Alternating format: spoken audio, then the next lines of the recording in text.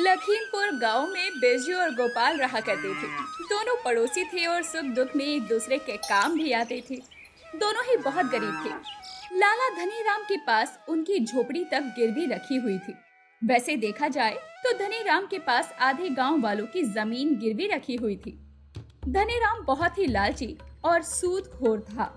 उसने इतने पैसे इकट्ठे कर लिए थे कि वो शहर में बड़े बड़े होटल खोल चुका था और अब शहर में ही रहता था।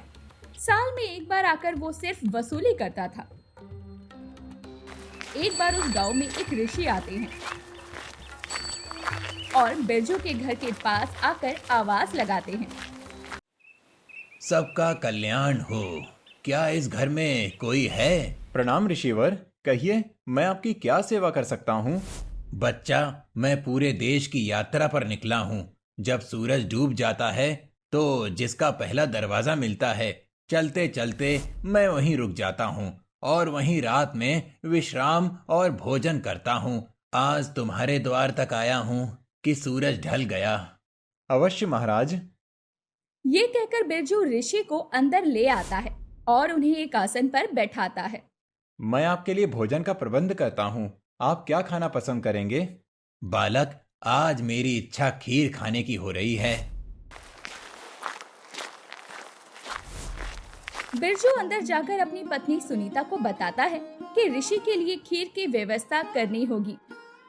हमारे यहाँ तो ना दूध है ना चावल, बस थोड़ी सी चीनी है। एक काम करता हूँ, गोपाल से पूछ कर आता हूँ, शायद उसके पास खीर बनाने का सामान हो। सुनो जी, हमारी झोपड़ी के ऊपर एक कद्दू का फल है।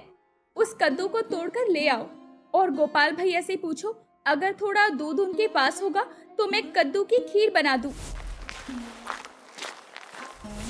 बिरजू झोपड़ी के ऊपर से कद्दू को तोड़कर ले आता है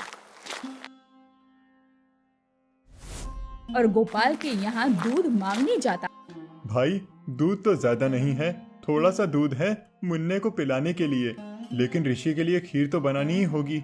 ऐसा करो, तुम ये दूध ले जाओ, मैं थोड़ा सा रख लेता हूँ। पत्नी से कहूँगा इसी में पानी मिलाकर बच्चे को पिला दे।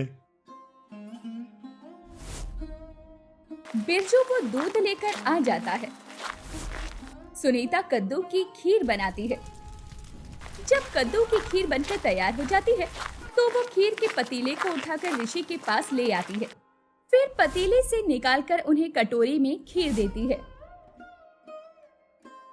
महाराज, खीर ग्रहण कीजिए। हमारे पास जो भी उपलब्ध था उसी से कद्दू की खीर बनाई है। अरे, मेरे कमंडल में थोड़ा सा दूध था, मुझे उसे देने का ध्यान ही नहीं रहा। ये कहकर ऋषि खीर खाने लगते हैं। जब उनकी कटोरी खाली होती है तो सुनीता फिर से उसमें खीर डालती है। जब पतीले में बहुत थोड़ी सी खीर बच जाती है तब ऋषि कहते हैं, अब बस करो, मेरा पेट भर गया। ये कहकर ऋषि अपने कमंडल में रखे दूध को उस पतीले में डाल देते हैं। वहीं बैठा बिरजू कहता है, महाराज, आपने कमंडल का दूध पतीले में क्यों डाल दिया? अगर ये आपके पास रहेगा तो भूख लगने पर आप उसे पी सकते हैं। बेटा, ये मामूली दूध नहीं है, ये एक जादुई दूध है। अब इस पतीले का दूध कभी खत्म नहीं होगा और कभी खराब भी नहीं होगा। बस इसमें और कद्दू डालकर पूरा पतीला भरकर कद्दू की खीर बना लेना। दूसरे दिन सुबह ऋषि चले जाते हैं।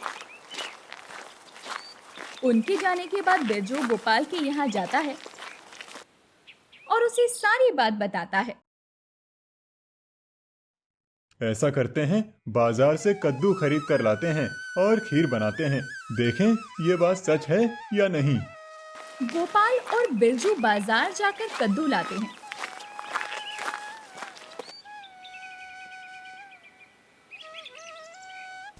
सुनीता कद्दू की खीर बनाती है। उसके बाद सभी मिलकर खाते हैं। इस दूध में खीर बहुत स्वादिष्ट बनी है। हाँ, ये तो सभी मिठाइयों से भी अच्छी है। हम लोगों ने इतनी खीर खा ली, लेकिन अभी भी पतीले में खीर बची हुई है। इसका मतलब सचमुच ये खीर जादुई बन गई है। 2-4 दिन बीत जाते हैं। उन दोनों के परिवार के लोग प्रतिदिन उस पतीले की खीर खाते हैं। लेकिन ना तो खीर घटती है और ना ही खराब होती है। भाई, अब इसमें कोई शक नहीं कि पतीले की खीर कभी समाप्त नहीं होगी। हाँ, अब हमें इसका कुछ करना चाहिए। क्यों ना इस खीर को हम लोग बेचना शुरू करें? सबको ये आइडिया बहुत पसंद आता है। दूसरे दिन बिरजू और गोपाल मिलकर एक ठेले पर खीर के पतीले को रखते हैं और बाजार में बेचने निकल जाते हैं। लोगों को कद्दू की खीर बहुत पसंद आती है। भाई, ये खीर तो सभी मिठाइयों को मात देने वाली है। मैं घर से एक बड़ा बर्तन लेकर आती हूँ, मुझे उसमें खीर दे देना। आज मेरे घर कुछ मेहमान आ रहे हैं, उन्हें खिलाऊंगी मैं। पहले दिन ही खीर बेचकर उन लोगों की बहुत अच्छी कमाई होती है। गोपाल और बिरजू मुनाफा बराबर बराबर बांट लेते हैं। उनकी खीर की ये दुकान चलती है कि कुछ ही महीनों में उन लोगों के पास इतने पैसे आ जाते हैं कि वो एक मिठाई की दुकान भी खोल लेते हैं, जहां हर तरह की मिठाई मिलती है। साथ में वो कद्दू की खीर भी बेचते हैं। एक दिन उनके होटल के सामने एक गाड़ी रुकती है। गाड़ी से धनी राम उतरता है और गांव में होटल खुला देखकर आश्चर्यचकित रह जाता है। गांव में इतना बड़ा होटल किसने खोल दिया और यहाँ इतनी भीड़ क्यों है? जाकर देखता हूँ। धनी राम होटल के अंदर जाता है। तब वो देखता है कि वहाँ बिरजू और गोपाल बैठे पैसे गिन रहे हैं। अरे बिरजू, गोपाल, तुम लोग यहाँ क्या कर रहे हो? धनीराम जी, ये होटल हमारा है। ये क्या कह रहे हो? तुम लोगों ने मुझसे इतना उधार लिया हुआ है, अपनी झोपड़ी तक गिरवी रखी है, फिर होटल कैसे खोल दिया? धनीराम जी, आपके सारे रुपए हम लोगों ने रखे हुए हैं। आप तो साल में एक बार आते हैं, फिर आपको कैसे देते? धनीराम जी, हम आज ही आपके पैसे चुका देंगे। धनीराम वहाँ से सीधे सरपंच के पास जाता है और उनसे पूछता है, सरपंच जी, बिरजू और गोपाल जैसे कंगालों के पास इतनी दौलत कहाँ से आ गई कि उन्होंने होटल खोल लिया? भाई, होटल खोलने से पहले ये लोग कद्दू की खीर बेचते थे, उसी से इन्हें इतना मुनाफा हुआ। कद्दू की खीर? ये तो बड़ी अजीब सी बात है। मैंने तो कभी किसी को कद्दू की खीर बेचते नहीं सुना। भाई, हम लोगों ने भी उनके यहाँ की कद्दू की खीर खाई है, उसे खाकर बड़ी तृप्ति महसूस होती है। लोग कहते हैं कि उनके पतीले से कभी खीर खत्म नहीं होती। ये सब सुनकर धनीराम का दिमाग घूम जाता है। उसके दिमाग में एक प्लान चलने लगता है।